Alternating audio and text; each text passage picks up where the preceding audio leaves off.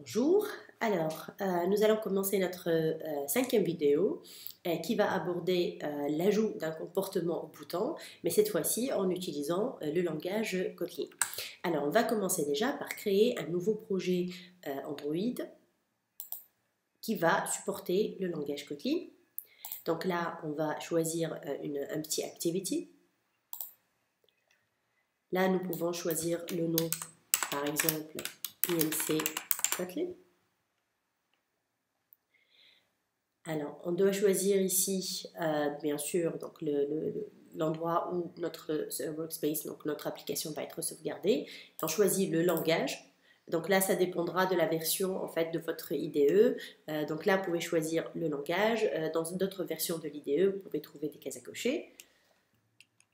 Ensuite, là, vous pouvez définir le niveau minimum de l'API que vous allez utiliser. Là, si vous mettez par exemple l'API 15, vous êtes sûr que ça va fonctionner sur à peu près 100% des devices, donc ça devrait aller. Et là, on clique sur Finish. Alors, maintenant que nous avons créé notre projet Android, ce que nous allons faire, c'est d'abord aller copier le contenu du code qui se trouvait dans le projet qu'on a fait donc, en premier lieu et qui va contenir notre interface. Alors, donc là, je vais copier donc le code qui se trouve dans le fichier layout. Donc là, par exemple, j'ai mon fichier layout ici. Donc je vais copier le contenu. Ensuite, je vais aller sur... Alors là, bon, le système est encore en train de se charger et de construire l'application.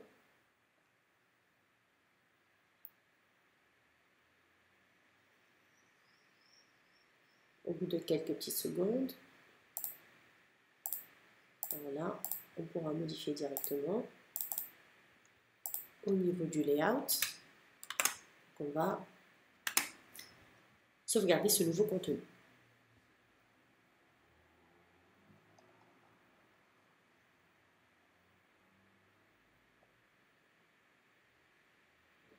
Voilà.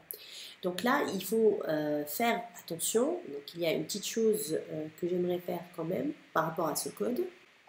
C'est d'aller au niveau du bouton et de supprimer cet appel à un clic.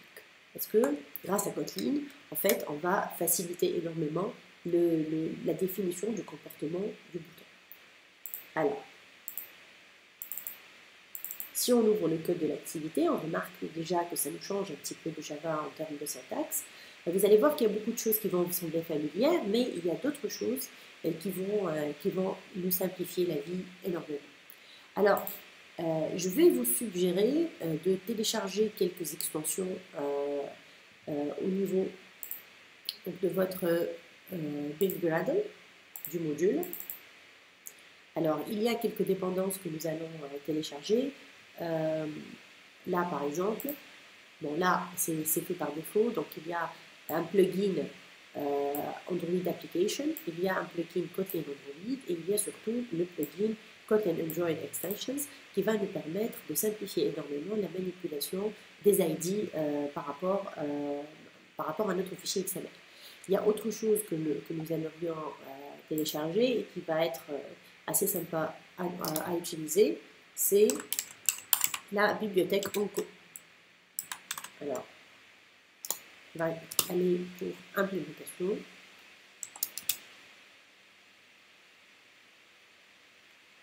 org.jetbrains.onco.onco-common 2.0. Par exemple 10.3 par exemple. Alors on sauvegarde et on synchronise. Donc cette bibliothèque en fait est une bibliothèque qui va nous permettre d'utiliser très facilement le toast par exemple. Il n'y a pas que ça bien sûr, dans notre cas on va juste utiliser, on va juste appeler une fonction qui s'appelle toast au lieu d'écrire toute la chaîne qu'on a l'habitude d'écrire sur Java. Alors on va fermer ça. Et là maintenant, donc, je vous rappelle un peu ce ce que nous avons comme interface. Là, on pourra déjà commencer par build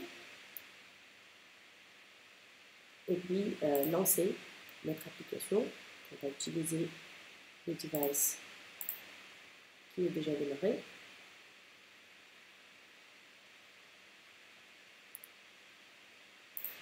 Alors,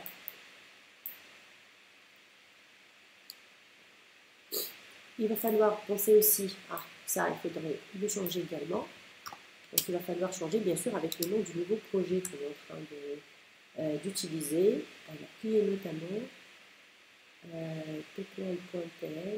Alors comment s'appelle je pense que c'est INC. Voilà, Kotlin Main Activity. Bien. Alors une fois c'est fait, voilà. Donc l'application démarre. On remarque que l'interface est fidèle à ce que nous avions fait avant.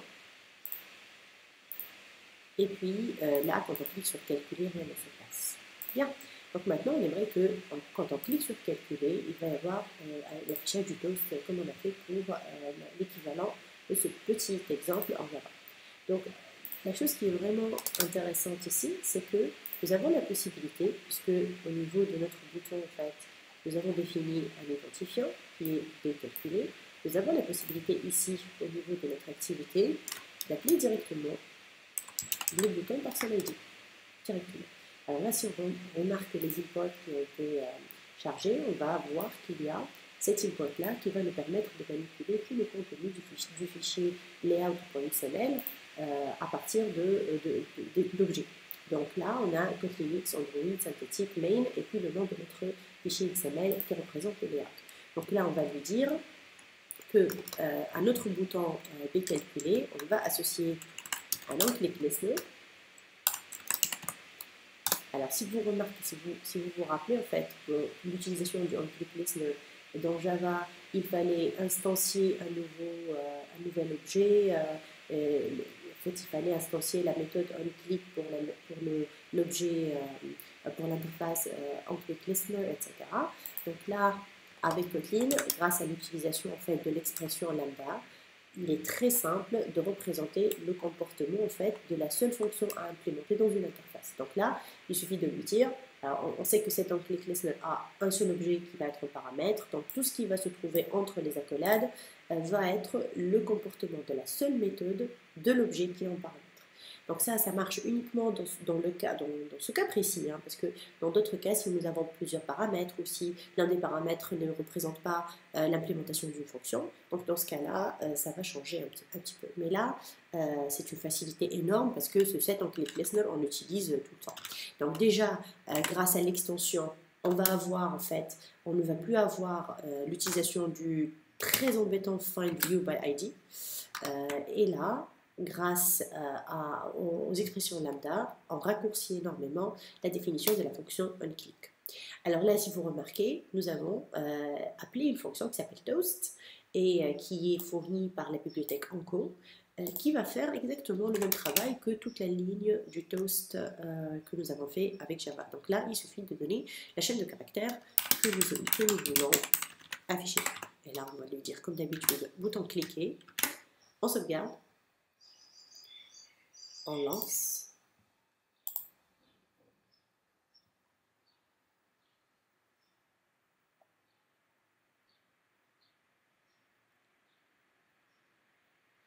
Et voilà, donc si on clique sur calculer, là il va nous dire bouton cliquer.